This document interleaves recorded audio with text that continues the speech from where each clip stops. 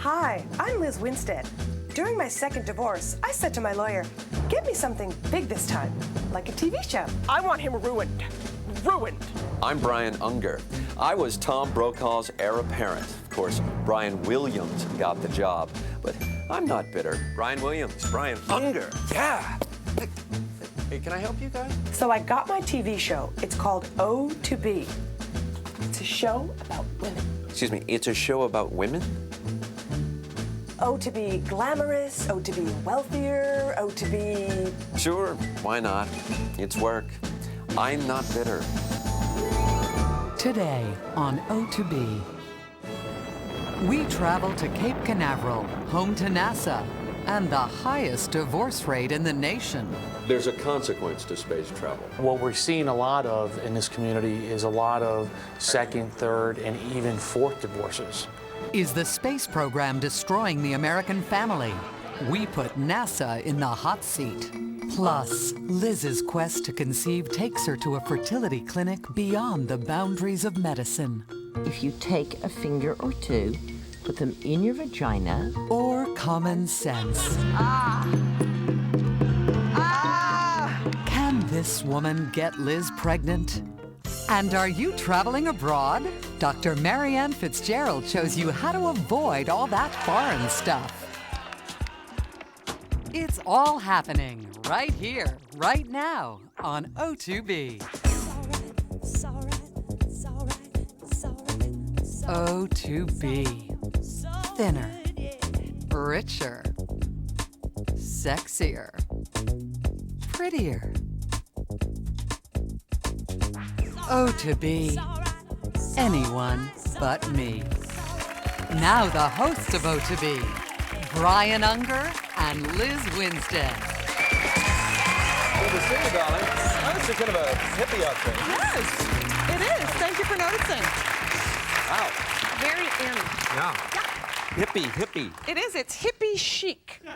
I didn't know hippies could be cute. They look terrific. Yeah, thanks. Hi, everybody. Hi, Conniff. It is great to be here. You're having a good day? I am telling you, Brian had a great weekend. He gave a speech at a very distinguished Institute of Higher Learning, and I think you should tell the people all about it. I did over the weekend. You've heard of the Columbia School of Journalism. Of course. Well, I spoke at Ohio State University. That is my alma mater. Go Bucks. And they invited me to give a lecture on deconstructing the transmission and assimilation of visual subtext in a post-McLuhan landscape. Oh, what did you do?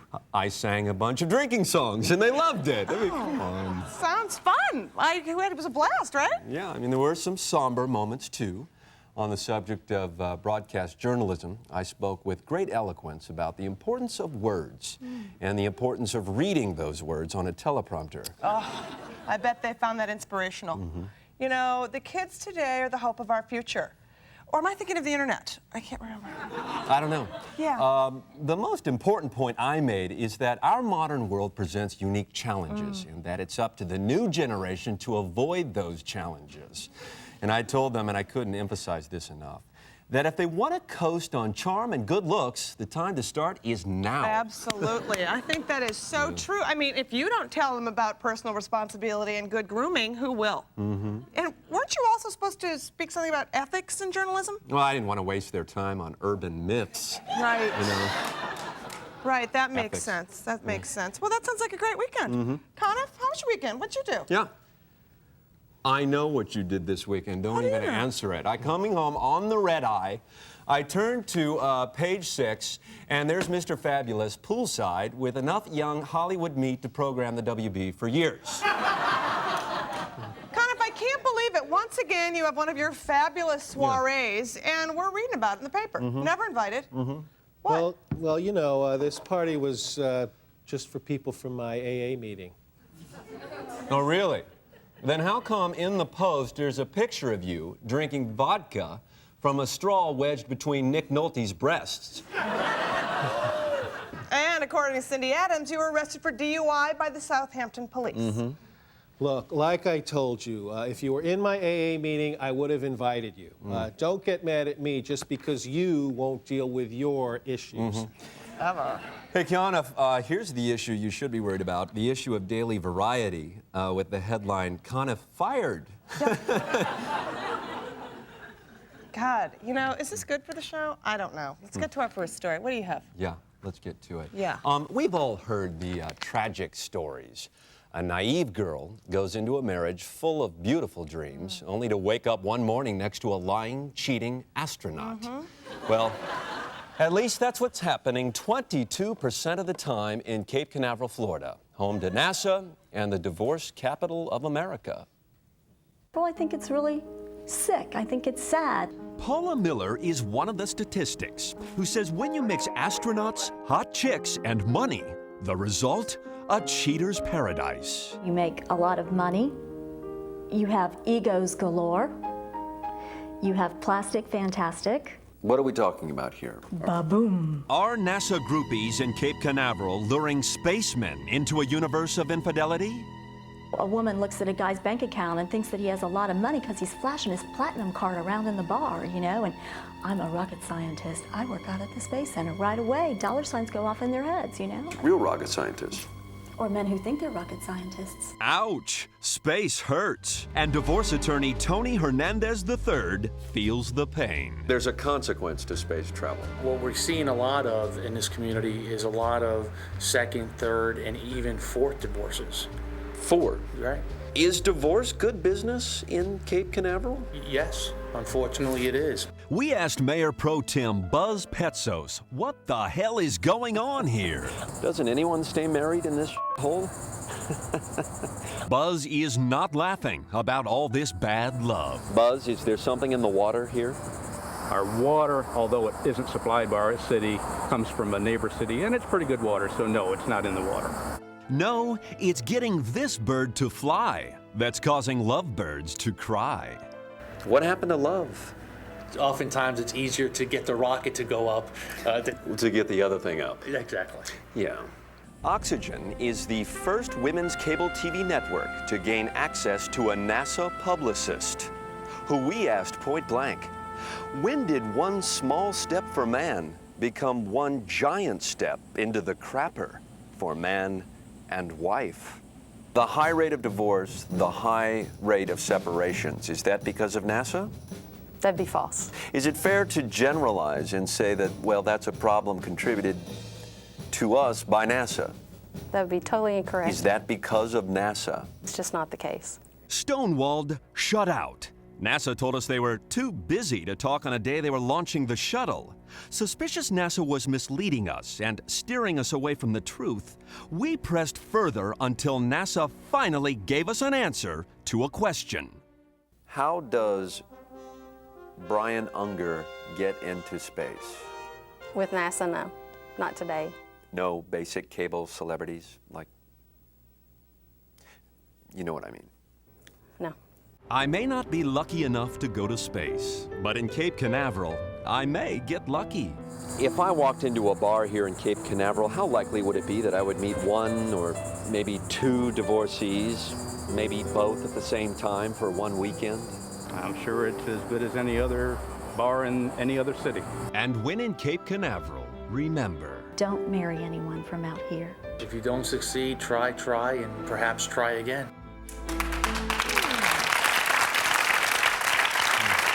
You know, Brian, I'm no rocket scientist, but maybe all the cheating would stop if NASA would send couples up there together.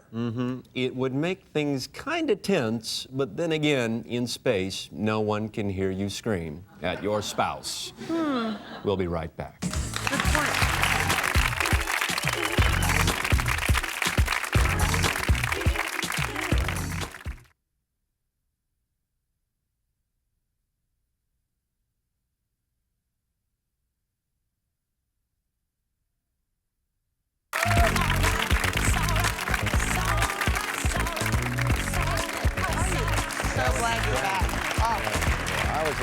Welcome back. Still to come, we show Liz trying to get pregnant. It's even dirtier than it sounds. Wait till you see it. But first, Brian, every now and then I get the urge to visit a strange, faraway land. The kitchen? Oh, stop it. Seriously. Would you be serious? How many times has this happened to you? You've just finished a long overseas flight, and there they are, right in your face, foreigners. Well, yeah, it's awful. Helping us cope with foreign things when we're traveling in a foreign land is travel expert Dr. Marianne Fitzgerald, author of the new book, Marking Our Territory, Staying American Abroad. Please welcome Dr. Fitzgerald. Thanks for being here. It's always great when you come by. So excited to have you. Yeah. Doctor, there is a big, smelly world out there, and it's not American. And what's even worse is I don't even think they want to be American. I mean, what do we do? No, gosh, Brian, Liz, for Americans traveling overseas, being inconvenienced is devastating. Those people don't have normal food. They don't even try to speak English. And when you want to buy shoes, they're usually napping. That is so true. And you know what frustrates me? Everyone over there is so thin, and they don't even have to work at it. I know. Well, that's probably because when you go to a restaurant, the service can take all night. Am I right, Doctor? Oh, Brian, bad service is just the beginning. In places like India and Morocco, the restaurants don't even have seats. You're not kidding. Isn't there something we can do? Yeah, I mean, get that Bono fella involved or something? Or... Fortunately, there is something we can all do. Oh, well, please tell. This is... To start with, travel with your own chair. Yeah, just because they sit on the ground in the third world doesn't mean you have to. Right. You can pay some little person 5 or 10 cents a week to carry this around for you. That's a terrific tip. It is. Here's a question that's been bothering me. How can I be sure there will be a Starbucks when I travel overseas? I need to know this. Yeah, well, Brian, that's a tough one. While there are Starbucks in Kuwait, Switzerland, and 93 outlets in Taiwan, not all of them have the Frappuccino. In fact, there are still some countries where the first thing they drink in the morning is a bowl of dirt. Oh, my God. That is why I will never set foot in England. Smart. Here's another biggie for me, big one. After a long day in Paris, you know, with the Eiffel Tower this and Notre Dame that, you know, I kind of need American TV to put me back in the comfort zone. And you're going to tell me I'm screwed, aren't you? You are screwed. Yes, you know, as an American traveling abroad to, say, Africa, you might be starring in Survivor, but you won't be watching it on television. No, in fact, there are some countries there that are so poor, they have no TV at all. Well, what do they do at night? Brian, I don't know. I don't know. You know, Africa has its hands full with rampant malnutrition and high infant mortality, and the AIDS epidemic strikes as much as 40% of the population. Wow. Yeah. Did you just say there are countries with no American TV? Sadly, yes. Bottom line here, Doc, should we just boycott travel to foreign countries, or should we just start right in with the carpet bombing? You know? Well, Brian, carpet bombing sounds like a good idea at first, but realize that in some areas that could delay the construction of new pottery barns. You guys, this is really scaring me. No, Liz, let's just be calm here, okay? Keep in mind that the stuff that happens in other countries happens in other countries. Wow, thank you for coming in, Doctor. It's always such an experience listening to you. Thank you. Yeah, I don't know if I can understand. Yeah, I hope you do. We're back in a moment. Thank you. Terrific.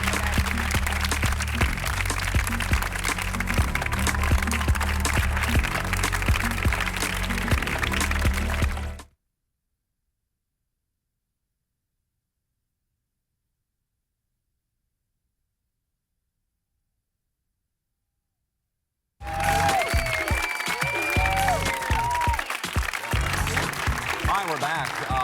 You know, Liz, last night at dinner, one of my children, and I can't remember which one said this, but said, "Daddy, where do babies come from?" And I said, "I don't know, but I can tell you where they don't come from."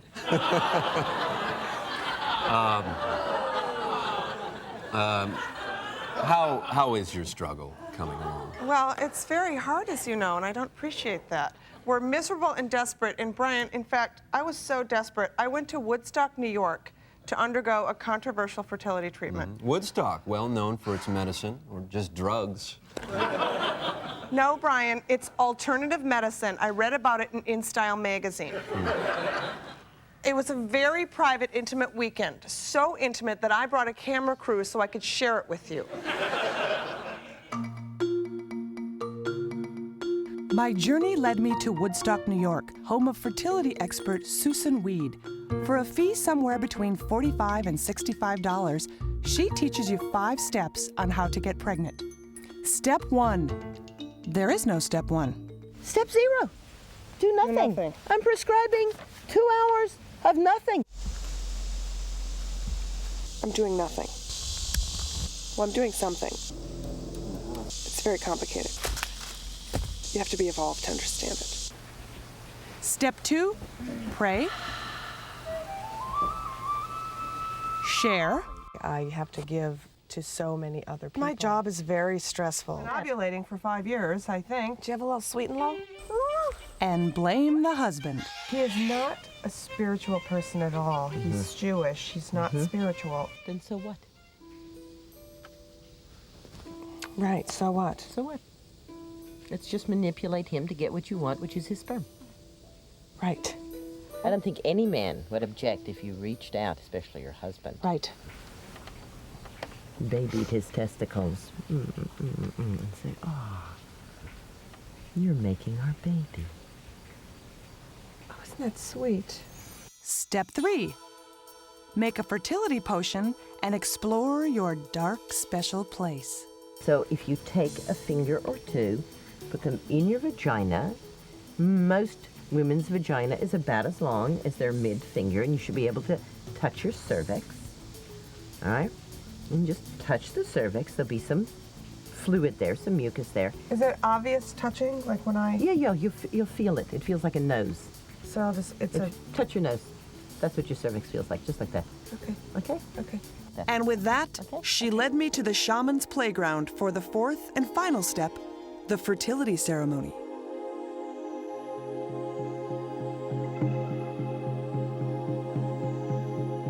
You're in the cave of the babies. I'm starting to feel something. The shaman is drumming. I feel a tingle. You are giving birth to your baby. Yes, something's definitely happening. Ah!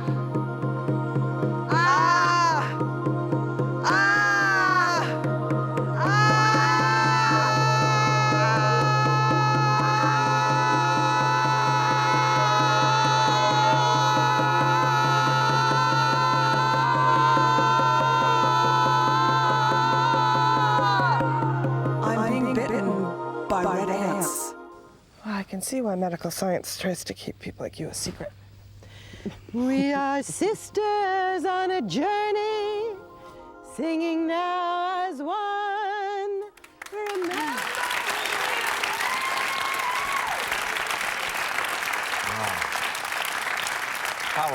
Powerful stuff. So, I mean, Liz, when is the happy date? Well, I'm being told sometime next week. Really? That soon? Well, that's when my doctors say the swelling from the bites and the poison ivy will finally clear up. Well, congratulations to you. Looked fun up there, at least. Did you buy something? Ointment. Great. You know, let's move on a bit here. Just because we're celebrities doesn't mean that we're afraid to be controversial. You know, mix it up a bit. We're not afraid to have, what is it? An opinion. Right, an opinion. And in our opinion, we think you should know just how great America is. So today in our continuing series, O2Be an American, we celebrate America's firepower. Liz?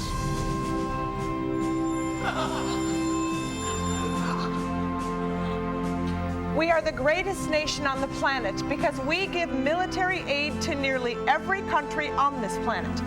In doing so, we provide jobs for Americans. See, we sell them tanks and fighter planes, but how will they guard them? We sell them guns and hand grenades to stop people from stealing their tanks and planes. The more we sell, the more we sell. It's a win-win. It's the same with my house. I mean, I'm not going to fill my house with items from Tiffany's and not protect my stuff. I feel safe knowing that I can pay an ex-policeman $30,000 a year and equip him with the finest weaponry to shoot anyone who comes within 100 yards of my stuff. You know, Americans know that throwing rocks at an enemy doesn't provide half the satisfaction that comes from using finely crafted tools of killing. And people in other countries should be afforded the same God-given right to blow someone's head off with the best American weapons money can buy. Sure, we could pour millions of dollars into foreign aid to teach children to read and write, but eventually, they always turn to guns. I say, give a kid a book, he'll read for a day, but teach him to shoot, he'll kill for a lifetime. More killing, more guns, more money for people who make guns. Americans. No matter who shoots who, we win. It's like Venus and Serena Williams playing in the finals and you're their dad. Go Venus, go Serena, go America. We'll be right back.